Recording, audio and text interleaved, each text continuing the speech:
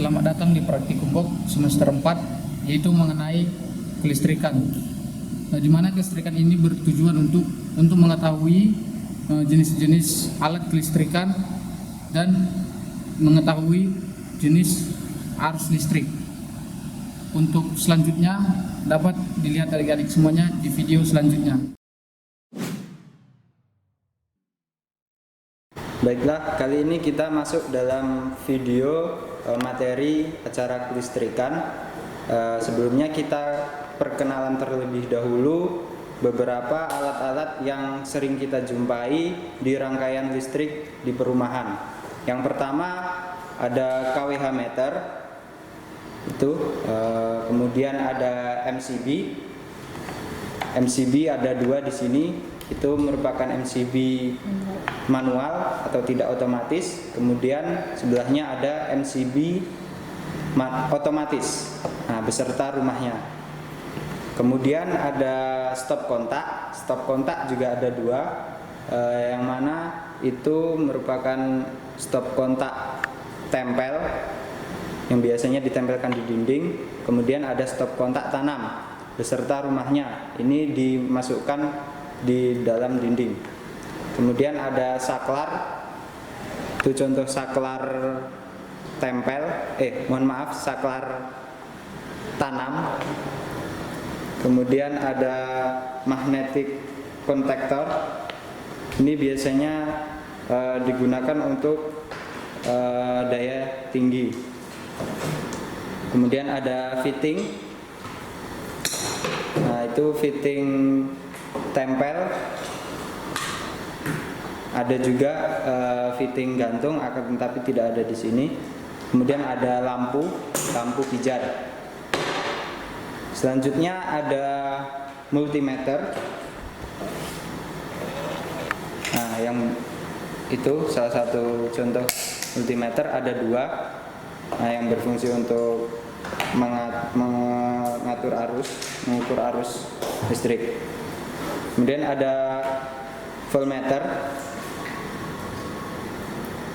Selanjutnya ada merger atau insulation tester.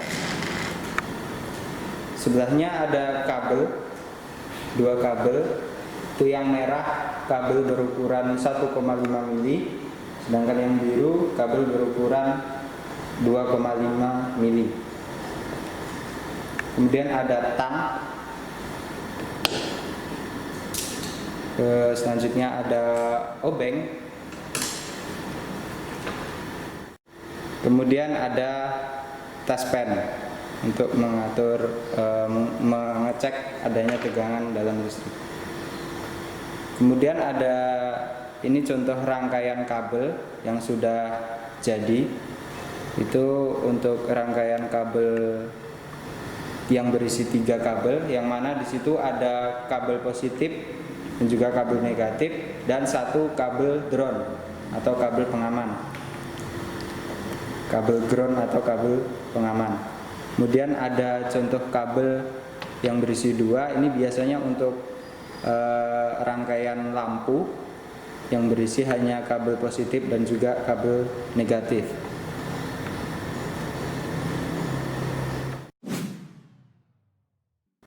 Selanjutnya di sini akan kita jelaskan rangkaian arus listrik di rumah. Untuk arus listrik yang berasal dari sumber PLN nantinya akan masuk ke KWH meter, di mana KWH meter sendiri nanti akan mengukur beda potensial listrik, yang mana voltase dikali arus atau ampere meter, sehingga nanti jumlah pemakaian listrik di dalam rumah itu dapat diatur melalui KWH meter. Setelah listrik diatur di KWH meter, maka selanjutnya akan masuk ke MCB atau main circuit breaker, di mana MCB ini berfungsi sebagai pengaman ketika jumlah pemakaian arus yang digunakan dalam rumah itu melebihi kapasitas yang telah diatur di KWH meter. Itu contoh MCB beserta rumahnya. Sementara itu untuk merupakan MCB non otomatis. Nah, ini MCB ini biasanya diperuntukkan untuk voltase yang lebih besar, seperti itu. Setelah masuk ke MCB, maka arus dapat disalurkan ke beberapa titik. Bisa dicabangkan, itu contoh pencabangannya. Misal mau dicabangkan ke lampu, itu dapat dirangkai ke fitting lampu. Nah, di mana kabel langsung dipasang di fitting, sehingga nantinya akan menghidupkan lampu tersebut. Selain ke fitting lampu, juga arus listrik dapat dirangkai di saklar. Nah, di mana itu contoh saklar tanam. Di situ ada rumahnya yang berfungsi sebagai pengaman listrik ketika ditanam di dalam tembok. Apabila nanti tembok dalam kondisi basah atau debu-debu, itu dapat melindungi listrik yang berada di dalamnya. Selain di saklar lampu, juga dapat dialirkan ke stop kontak. Nah, di mana nanti kabel di situ bisa 3 kabel, yang mana kabel positif dan negatif dapat diletakkan bebas sebelah kanan ataupun sebelah kiri, sementara kabel ground yang berfungsi sebagai pengaman itu akan dipasang di kuningan stop kontak. Selanjutnya ada satu MCB. Ini fungsinya sama seperti MCB yang sebelumnya, akan tetapi MCB tersebut diperuntukkan untuk daya yang lebih tinggi, yaitu dengan daya 380 volt.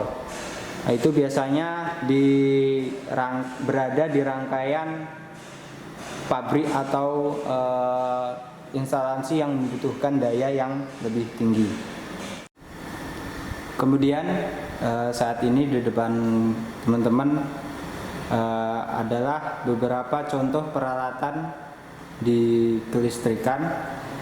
Yang pertama ada merger atau insulation tester.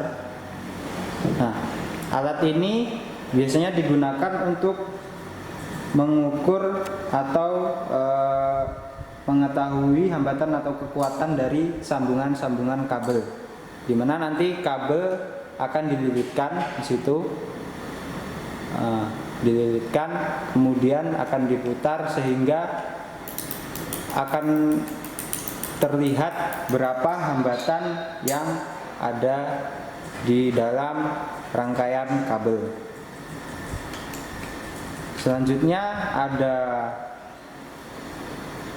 voltmeter.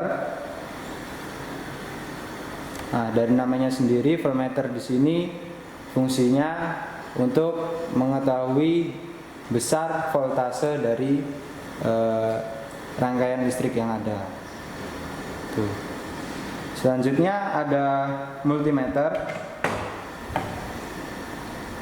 Nah, multimeter di sini berfungsi untuk mengetahui arus yang ada di dalam listrik, apakah arus AC atau arus DC. Nah, di situ nanti akan terlihat jumlah arus yang ada di rangkaian listrik dengan cara meletakkan kabel di dalam multimeter tersebut. Setelah itu ada tang kombinasi.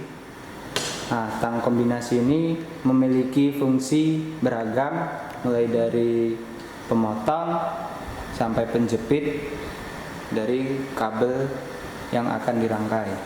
Selanjutnya ada test pen. Nah, test pen di sini memiliki fungsi untuk mengetahui adanya arus listrik di dalam suatu rangkaian kabel. Nah, setelah itu ada dua obeng positif atau obeng kembang, dan juga ada obeng negatif. Nah, obeng sendiri di sini memiliki fungsi ketika kita mau merangkai rangkaian listrik di dalam rumah. Inilah penjelasan praktikum blog mengenai judul kelistrikan. Semoga adik-adik semuanya dapat memahaminya dan dapat mengerjakan laporan dengan baik. Terima kasih.